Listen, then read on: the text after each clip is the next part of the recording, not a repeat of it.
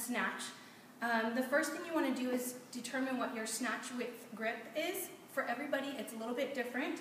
So the way that you find out what it is that you pick up a bar. You can use a PVC pipe or anything you have at home that you can use to imitate a barbell.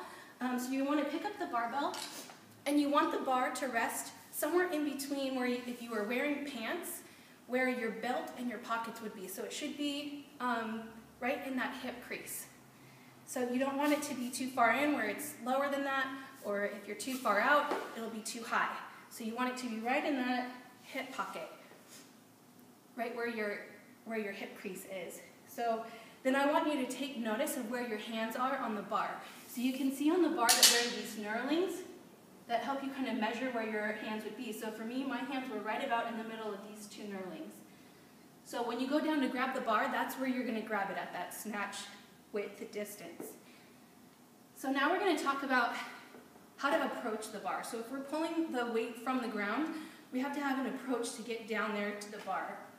So the first thing you want to do, you want to make sure that your heels are underneath your hips. So you're at about hips distance when you're starting. And then when you put your feet, when you approach the bar and you come close, you want to put your feet underneath the barbell. So when I look straight down at my shoes, the bridge of my shoe, this part of my shoe should be directly underneath the barbell, just like that. So it should be hidden when I look straight down at it. Then you want to bend down and grab the bar. So you're going to go down to that width, the grip that you had before, and you're going to grab the barbell and you're going to use a hook grip. So when I grab the barbell, my thumb goes underneath my fingers. So when I grab the bar, my thumb goes down first, and then my fingers fold over it. Things you want to do down here, you want to make sure that your hips are slightly above your knees, so you don't want to be all the way down here, and you don't want your hips to be too far up. Your hips should be about knee height or slightly above. That helps engage your posterior chain for when you're pulling off the ground. The other thing you want to do is make sure that your shoulders are in front of the bar, so they're not behind. They might be directly over, depending on your height and your stature. They can be slightly in front of the bar as well. You want to make sure that your abs are tight, your chest is also engaged and tight, and your chest is up. So that when you're down here and you're over the bar, your abs are tight, your chest is engaged, so all the work that's being done is in your quads and in your butt.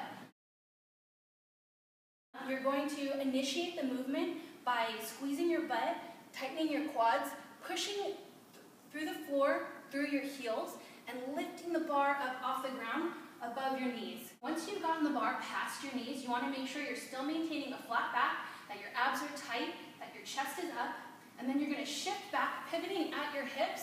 You're going to shift back into this position.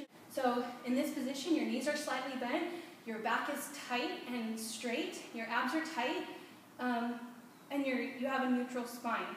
As you jump up, the weight should be shifted into your shoulders into a shrug. So from here, you're going to jump as hard as you can and let the bar fly overhead. Once you've caught the bar, you're going to ride it all the way down to your squat. So that means that your hips are going to go below your knees, or just at parallel. So you're going to get a full squat and then stand the weight all the way back up. So notice in this position that the inside of my elbows are facing directly upwards, and that my armpits are facing out. So I'm not going to have my, I'm going to internally rotate my arms so that my elbows, the inside of my elbows are facing up and that my armpits are facing out. So that will make a nice stable position for this barbell to rest on.